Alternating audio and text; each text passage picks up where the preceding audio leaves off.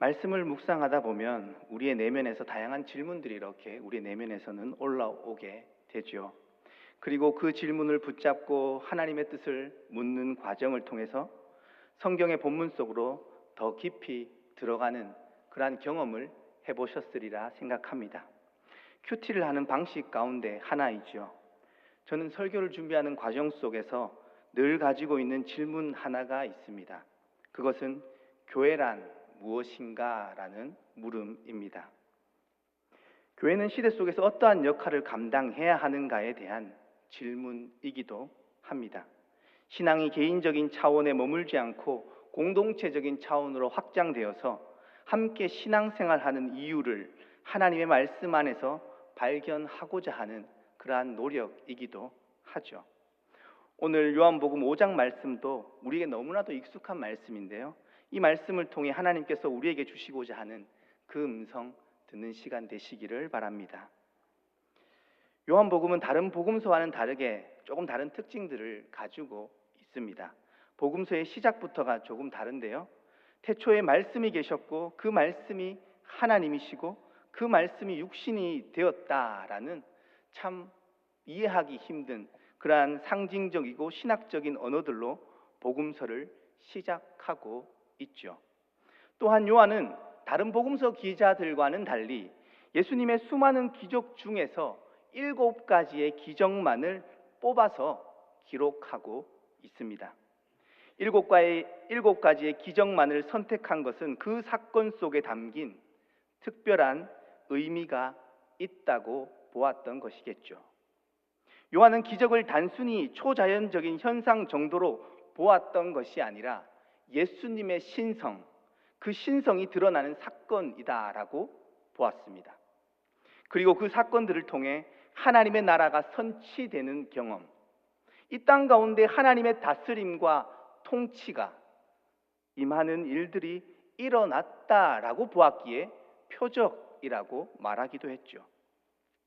오늘 본문에서 등장하는 38년 동안 병에 앓았던 사람, 그 사람이 일어나는 사건도 요한이 기록한 7가지의 표적 사건 중에 하나입니다.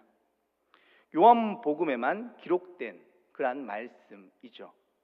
특별히 이 사건은 이 땅에 살아가는 모든 인간의 실존의 상태, 그 상태를 적나라하게 보여주는 사건이다라고 해석하고 평가합니다. 그렇기에 동시에 이러한 사회 속에서 교회는 어떠한 역할을 감당해야 하는지 성찰해 볼 수 있는 좋은 말씀이기도 하죠. 먼저 본문의 배경을 살펴보면 예수님이 유대의 명절에 예루살렘으로 올라가셨습니다. 그리고 베데스다 연못가를 지나가게 되시죠.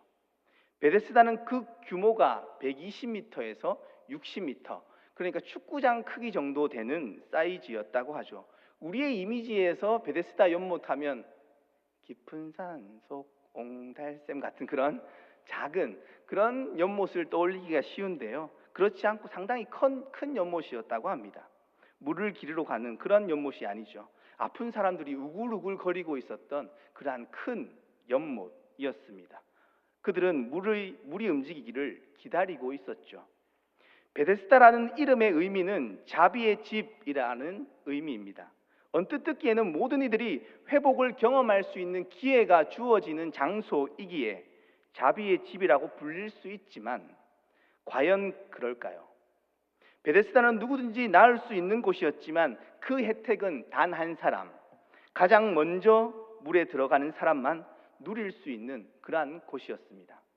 조금 바꾸어서 생각해 본다면 한 사람을 제외한 나머지 모든 사람들에게는 어떻게 될까요? 절망의 공간이 될 수밖에 없다라는 의미이기도 하죠.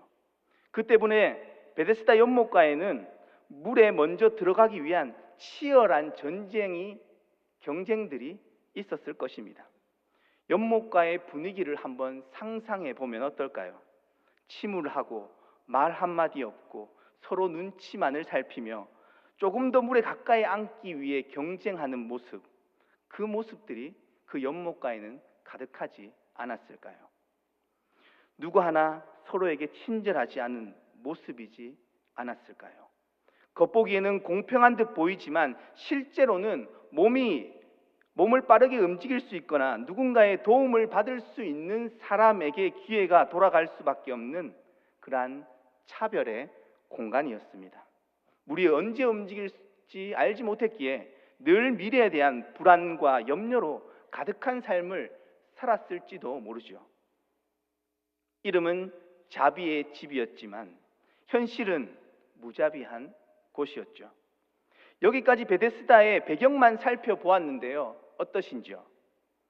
현실을 살아가는 우리의 삶의 자리와 너무나도 비슷하다라는 마음이 들지 않으시는지요? 저는 우리의 삶과 너무나 많이 닮아 있다라는 생각을 지울 수가 없었습니다. 우리가 살아가는 세상의 축소판이라고 불리기에 충분하죠. 우리는 각자의 삶의 무게와 아픔들을 가지고 살아가는 존재들입니다. 우리는 서로 각자 다른 인생의 짐을 지고 무한한 경쟁 사회 속에서 살아가고 있죠. 우리는 태어나면서부터 이러한 경쟁의 바다에 던져집니다. 대학에 들어가기 위한 경쟁, 졸업 후에는 취업을 위한 경쟁, 결혼도 요즘은 참 쉽지 않은 경쟁입니다. 치열한 경쟁이 끝이 없이 계속해서 기다리고 있죠. 무한 경쟁은 능력주의의 사회를 만들었고 1등만 기억하는 세상 속에서 우리는 살아가고 있습니다. 파리 올림픽을 떠올려 본다면 금메달을 딴 사람밖에 기억나지 않지 않으신가요? 이러한 경쟁은 우리를 매일매일 긴장 속에서 살아가게 하겠죠. 연약한 자들을 돌보아야 한다는 도덕적 가치는 어느덧 약자의 한탄에 불과하다고 치부해버리는 시대가 되지 않았나 싶습니다. 그러나 일견으로 타당한 지적일 수도 있습니다. 오늘 본문과는 조금 달라서 그쪽 맥락은 설명하지 않겠습니다. 예수님은 베데스다 연못가에 도착하셔서 가장 소외된 한 사람을 주목하여 보셨습니다. 38년 된 병자이죠. 그는 고통받는 사람들이 모여있는 베데스다 연못가에서도 가장 낙오된 존재, 소외된 존재로 어쩌면 아무런 희망 없이 살아가고 있었을 테죠. 아무리 연못에 물이 빈번하게 요동친다 하더라도 절대 먼저 들어갈 가능성을 찾을 수 없는 그러한 사람이었습니다. 하지만 예수님은 그를 주목하여 보셨고 예수님은 그에게 다가가 말씀하셨죠.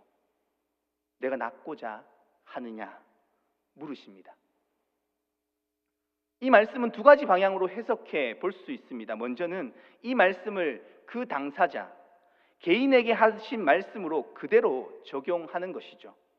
38년 된 병자에게 병이 낫기를 원하느냐라고 물어보신 겁니다. 어쩌면 예수님의 질문은 너무 뻔한 질문이죠. 이 병자는 낫고 싶었기에 거기에 앉아있지 않았을까요? 병자의 답변을 보면 그러한 뉘앙스가 느껴지는 것 같습니다. 7절 말씀을 보시면 7절 말씀 함께 읽어보겠습니다. 병자가 대답하되 내가 가는 동안에 다른 사람이 먼저 내려가나이다. 어떤 느낌이 드시는지요? 낫고 싶은데 나를 도와주는 사람이 없어서 지금 이러고 있다는 듯 투덜거리듯 이야기하는 것 같이 들리시지 않으신가요? 그의 대답을 통해 발견되는 한 가지 사실은 베데스다의 연못가의 병자는 자신이 고침받지 못하는 이유가 어디에 있나고 봤냐면 다른 사람들 때문이다라고 생각하고 있었다는 것입니다. 물이 동할 때마다 사람이 나보다 먼저 들어가서 다른 사람이 나를 도와주지 않아서라고 원망하고 불평하고 있었던 것이죠. 이 땅에 살아가는 많은 사람들이 자신의 인생이 행복하지 못한 이유를 누군가 자신보다 먼저 못에 뛰어들었기 때문이라고, 나를 도와주는 사람이 없었기 때문이라고 생각하며 살아가죠. 이런 생각은 우리의 삶을 원망과 불평으로 가득 차게 만들 뿐입니다. 그러나 곰곰이 생각해 보면 실제로 우리 모두는 스스로의 힘으로 가장 먼저 연못으로 뛰어들 수 있는 능력이 없는 사람들이라는 것이죠. 38년 된 병자도 마찬가지였습니다. 그가 무슨 병을 가지고 있었는지 명확히 알 수는 없지만 오늘 3절 말씀을 보시면 3절 말씀을 통해 추측해 보건대 그는 오래된 병자였는 많은 병자가 있었는데 맹인, 앞을 못 보았거나 다리를 저는 사람이었거나 혈기 마른 사람, 중풍병자였을 가능성이 높은 것이죠. 이 셋 중에 어느 병에 걸려 있었든지 자신의 힘으로 연못에 뛰어 들어갈 수 있는 사람이 아니면 틀림이 없습니다. 앞을 못 보는 사람이 물이 동하는 것을 어떻게 먼저 보고 뛰어 들어갈 수 있었을까요? 다리를 저는 사람 역시 마찬가지입니다. 다리가 불편한데 어떻게 먼저 들어갈 수 있을까요? 결국 우리는 모두 스스로의 힘으로 구원을 얻을 수 없다라는 것이죠. 그럼에도 우리는 모두 스스로의 힘으로 성공해 보려고 몸부림치며 살아가고 있죠. 예수님은 분명한 이러한 현실을 알고 그 병자에게 다가오셨습니다. 예수님은 베데스다 연못가의 현실과 그 한계를 분명히 보셨을 테죠.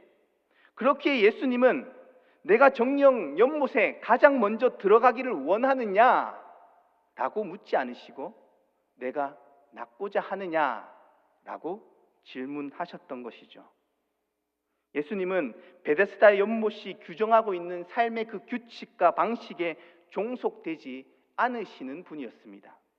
물이 동할 때 가장 먼저 들어갈 필요가 없는 분이시죠. 많은 선지자들은 하나님을 묘사할 때 새 일을 행하시는 하나님이라고 선포했습니다.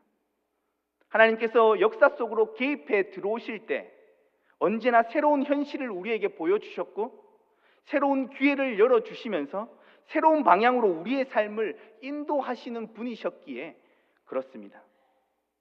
그러나 사람들은 짜인 틀 속에서 그 안에서만 사고하는 경향이 있죠. 현실은 변하지 않고 늘 그대로 있으니 현실이라는 변하지 않는 그 거대한 벽 앞에서 불평하고 원망을 쏟아낼 때가 많죠. 그러나 하나님과의 관계 안에서 우리가 하나님과의 관계 안으로 들어갈 때 우리의 인식이 전환되면 달라집니다. 현실은 변할 수 있다는 믿음이 생기는 것이죠. 그 믿음의 근거가 어디에 있는지가 중요할 테죠. 우리의 희망의 근거는, 우리의 믿음의 근거는 변하지 않는 것 같은 모든 것을 새롭게 변화시킬 수 있는 이 세상을 창조하신 하나님이시죠. 우리를 죄로부터 구원하신 예수 그리스도이시고 생명을 살리시는 성령님이십니다. 예수님은 우리가 처한 현실적인 상황과 사회적인 구조, 그 너머를 보시며 새로운 현실을 가지고 오시는 분이십니다. 예수님은 자신의 힘으로 도저히 빠져나올 수 없을 것만 같았던 그 한 인생을 일어나도록 회복시키셨습니다. 찾아오시는 예수님과의 만남을 통해 한 생명은 온전한 치유와 회복을 얻게 되었다는 것, 그것이 오늘 사건이 우리에게 말해주는 1차적인 의미일 테죠. 그러나 우리는 오늘 본문을 개인적인 차원에서만 읽어서는 안 됩니다.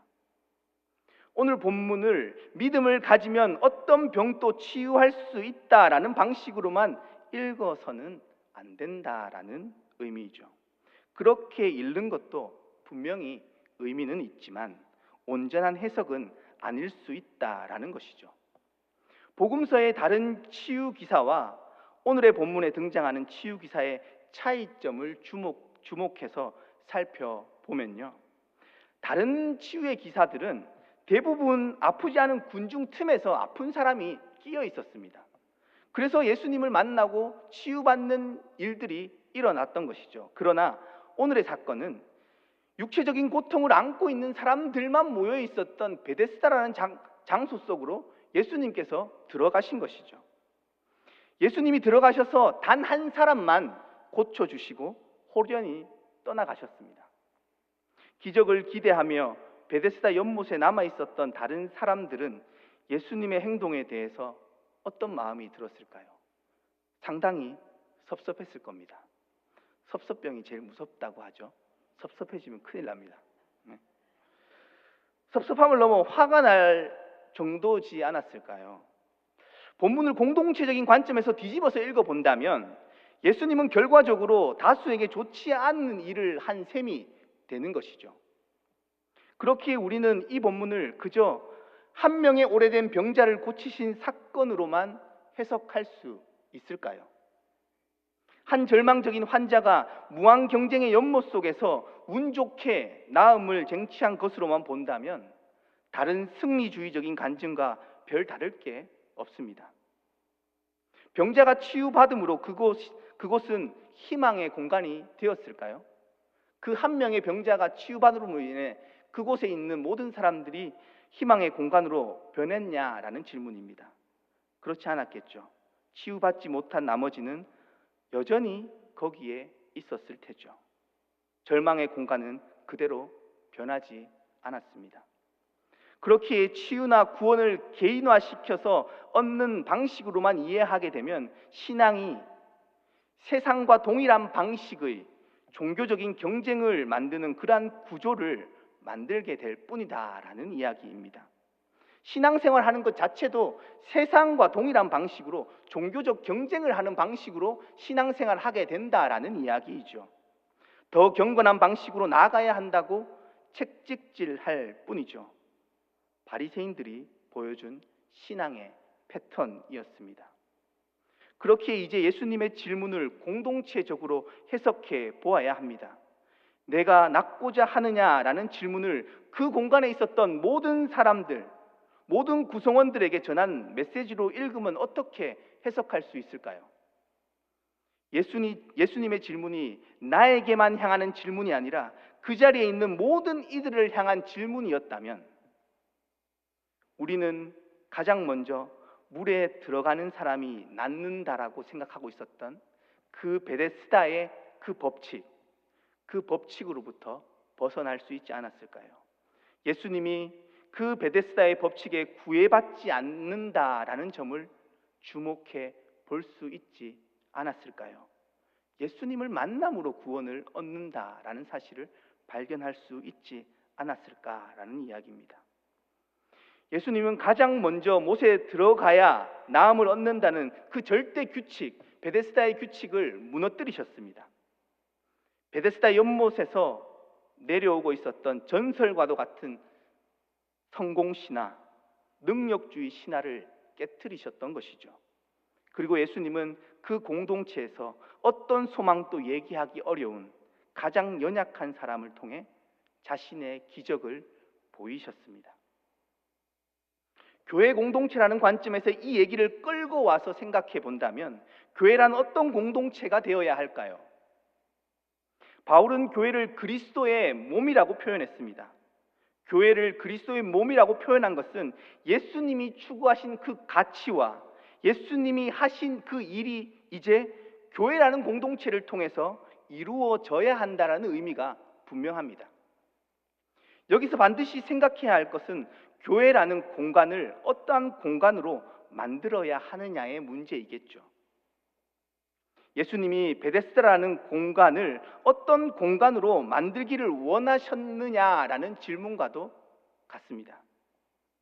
병 나은 사람, 한 사람에게만 주목하기보다 어떻게 예수님이 의도한 공동체를 함께 만들어 갈 수 있느냐에 집중해야 한다라는 것이죠. 교회의 본질은 베데스다 연못과 같은 그 냉혹한 현실을 피하지 않고 찾아가신 예수님과 같아야 한다라는 의미가 분명합니다. 현실 속에서 가장 희망을 볼 수 없는 이들에게 다가가는 것, 그것이 교회 공동체의 역할이 아닐까요? 베데스다 연못가의 현실이 전부라고 생각하며 살고 있는 사람들에게 그 현실 너머에 있는 하나님께서 만들어 가기를 원하시는 새로운 현실, 하나님의 나라를 보여주는 공동체, 그 비전을 함께 꿈꾸는 공동체가 바로 교회여야 한다라는 것이겠죠. 가장 먼저 가장 빠르게 남을 제치고 들어가는 것을 학습하는 공간이 아니라 느리더라도 더불어 걸어가는 그러한 공동체, 자신만의 기쁨을 위해 다른 이들과 경쟁하는 삶이 아니라 함께 기뻐하고 함께 슬퍼하는 그런 공동체 말이죠. 예수님은 제자들에게 그러한 삶을 함께 살며 보이셨습니다.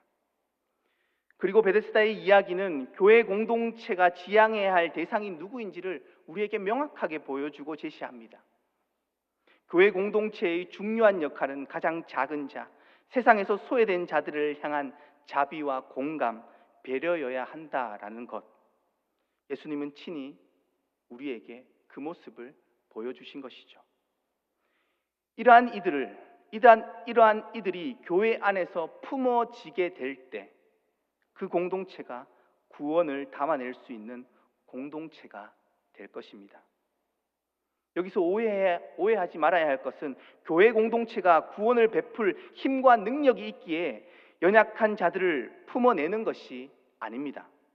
하나님의 뜻이기에 그렇게 걸어가는 그 자리에 하나님의 은혜가 임하게 되는 것이죠.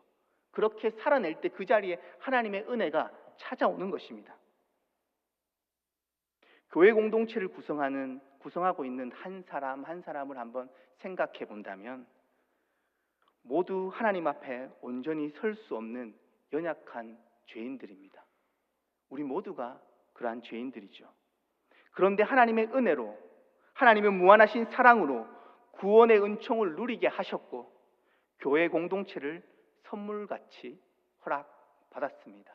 우리는 그렇게 이 공동체를 선물로 받았죠. 하나님의 자녀들을 공동체로 부르신 것은 그 값없이 받은 구원을 다른 이들과 함께 나누기를 바라는 하나님의 마음일 테죠. 바울은 자신의 정체성을 복음의 빚진 자라고 말한 바가 있습니다. 바울은 자신이 다른 이들에게 복음을 전하는 사명으로 부름받았기에 복음을 전해야 할 대상들에게 빛이 있다라고 말했던 것이죠.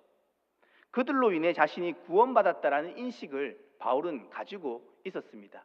내가 구원받은 것은 이웃집 믿지 않는 사람들을 복음 전하기 위해서다라는 그러한 인식을 가졌다라는 이야기입니다. 우리는 구원이라는 신앙적인 가치조차도 개인의 능력으로 얻을 수 있는 것처럼 만들어 버리곤 합니다.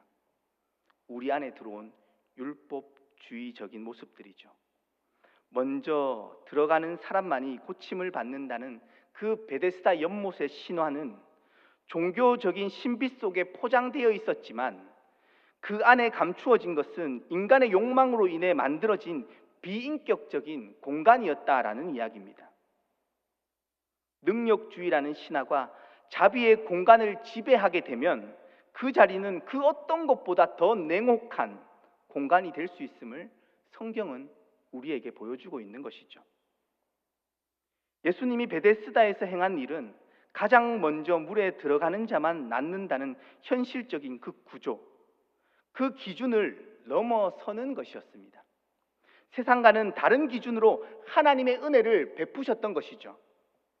하나님의 은혜는 이 땅에 오신 예수님을 통해서 그 은혜 받을 어떠한 자격도 없는 수많은 사람들에게 무차별적으로 선포되었습니다. 바리새인들은 이 지점을 도저히 견딜 수가 없었던 것이죠. 아무런 가치 없는 이들에게 은혜와 복음이 선포되었기 때문이죠. 하나님의 의도는 무엇이었을까요? 하나님의 은혜를 깨닫고 누리는 자와 그렇지 못한 자의 차이는 어디에 있을까라는 질문입니다. 내가 받은 은혜가 값없이 받은 하나님의 크신 사랑이라는 것을 아는 것과 그 은혜를 곁에 있는 이들에게 나누어 줄 아느냐, 거기에 있을 것입니다. 하나님의 크신 사랑을 우리가 값없이 받았다는 것, 그리고 그 값없이 받은 은혜를 이웃들과 함께 나누라는 것, 그것을 아느냐 모르느냐의 차이겠죠. 나만 고침받아야 하고 나만 구원받아야 한다라는 현실에서 남을 위해 기꺼이 자신의 자리를 내어주고 손을 내밀어 줄 때 하나님의 은혜는 자격 없는 죄인들, 우리 모두에게 임하게 될 테죠. 교회가 구원의 공동체를 이룰 수 있는 길, 그 길을 예수님께서는 우리에게 보여주셨습니다.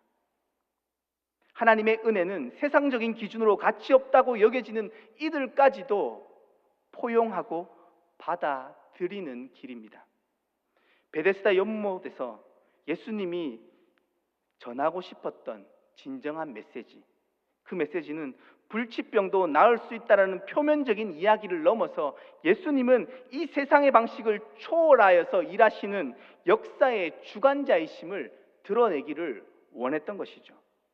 그리고 이 세상이 진정한 베데스다, 자비의 집이 되느냐 아니면 냉혹한 경쟁의 현장이 되느냐는 우리의 삶이 예수님의 방식을 선택하느냐 그렇지 않느냐에 달려있다라는 의미까지도 포함됩니다.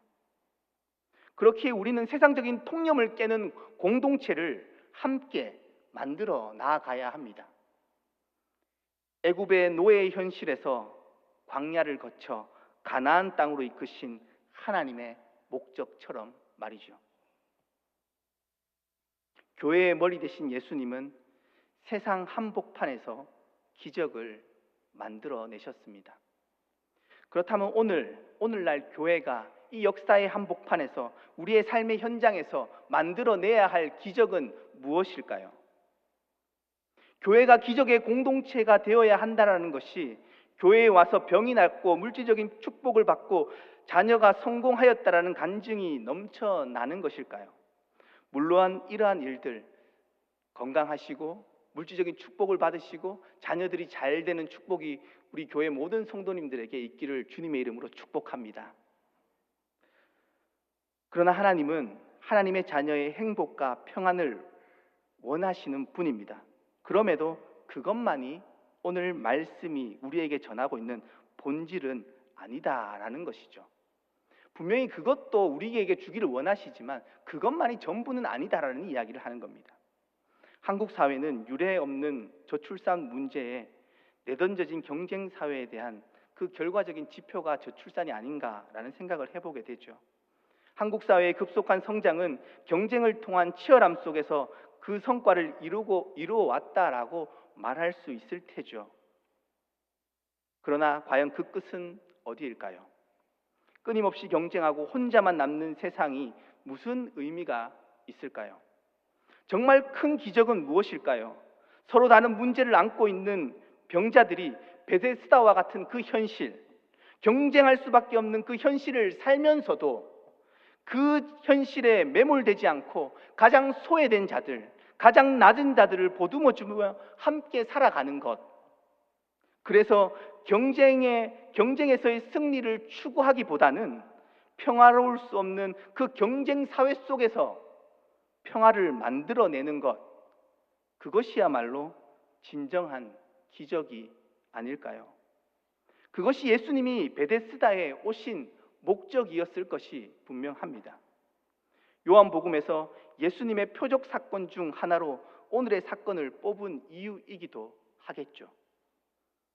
우리의 교회가 가장 힘겨운 자, 가장 낮은 자들이 평화를 누리는 그러한 공간이 되어주는 것, 그것이 바로 이 시대 속에서 일어나는 기적 사건이며 하나님의 나라가 현재화되는 사건이겠죠. 경쟁하고 배제하고 혐오하는 시대 속에서 수많은 상처와 아픔이 있는 깨어져 있는 그 현실이 전부가 아니라 예수 그리스도로 인한 새롭게 시작된 참된 평화의 세계가 교회 공동체 안에 있음을 보여주는 것, 그것이 현재화된 기적이 아닐까요?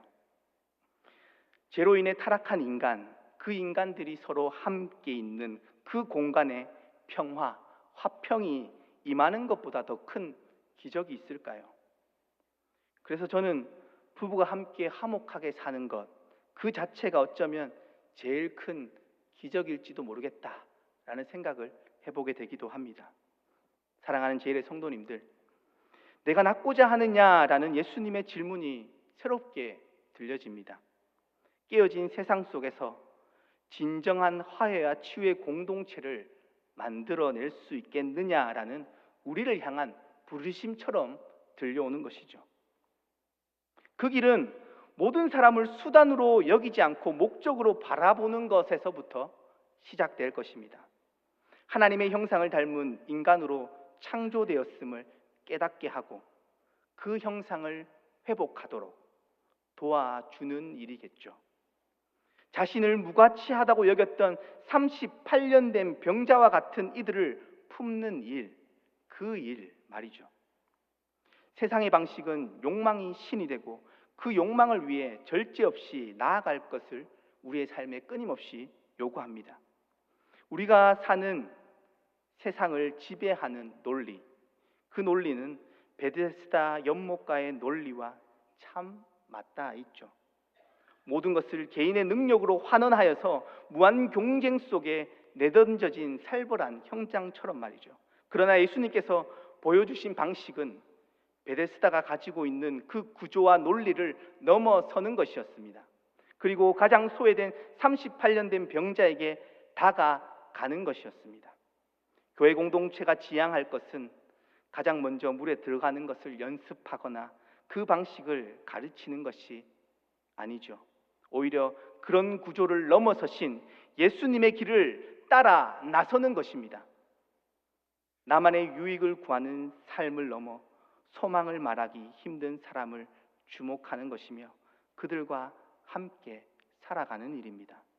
교회는 베데스다의 법칙, 세상의 구조를 넘어서는 새로운 길이 예수 그리스도 안에 있음을 제시하는 그러한 곳이어야 합니다.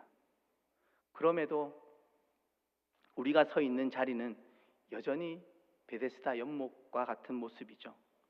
누구도 예외일 수는 없습니다.